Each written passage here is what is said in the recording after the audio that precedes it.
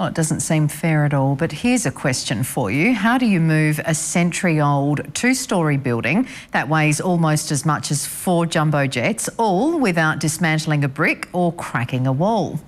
Well, it's a monster job that has the whole town of Naracoorte in the state southeast scratching their heads, but buzzing with excitement. Frank Pangallo went looking for the answer.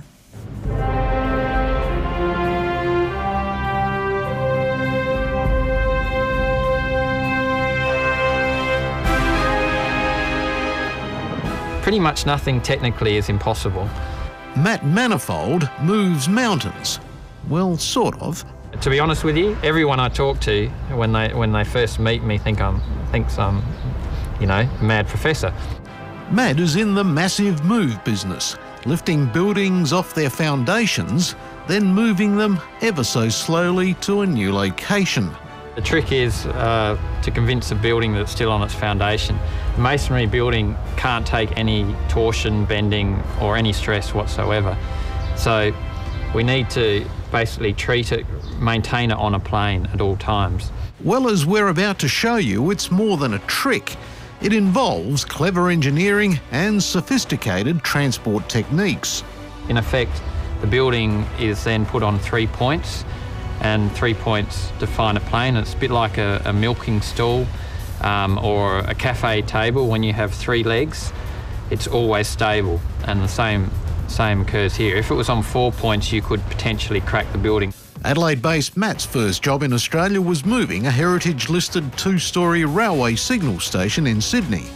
Our service provides an opportunity for buildings that are of value, I guess, and that might be value from a historical point of view or just good construction.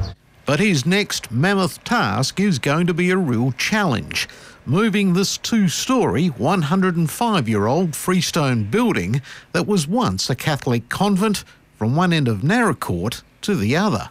It's still a magnificent building, so very structurally sound.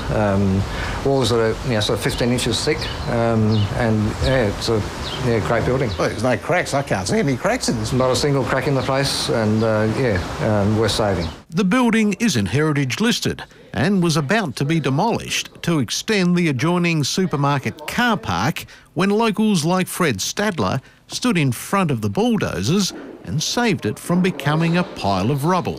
It'd be a shame to lose something like this, wouldn't it? That's why we're fighting so hard. That everyone's working together to achieve the end result of saving the building. A bit outside the square.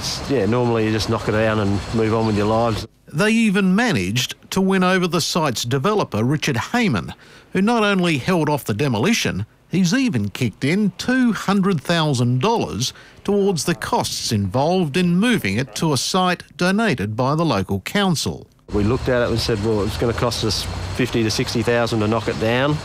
Matthew made an offer to move it for $350,000, but he ends up with the building.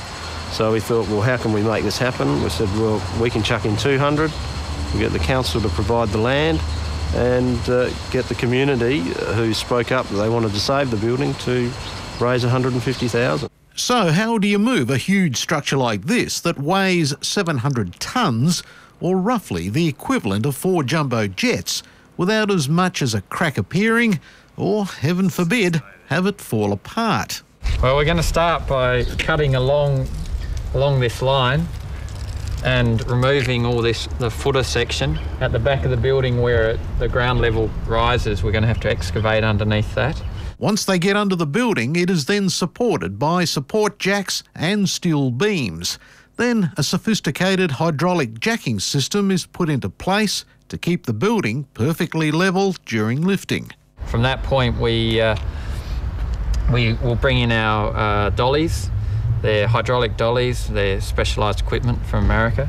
Bring those in, put them underneath the main beams, and they get connected together hydraulically so that in effect the building will be floating on oil, on a bed of oil. Then we take it down the road. Mayor Ken Grundy says it's going to be a sight to behold in sleepy Naracoorte. We all had mental visions of a pile of rocks in the middle of the main street. But Matthew Manifold, the bloke who's going to do the moving, he said there's not one doubt in his mind that he can do it. Matt Manifold says this type of moving now opens up new avenues for preserving historic buildings or even suburban homes. This will be a very spectacular move. I bet it will be. Fascinating stuff. Well, they say governments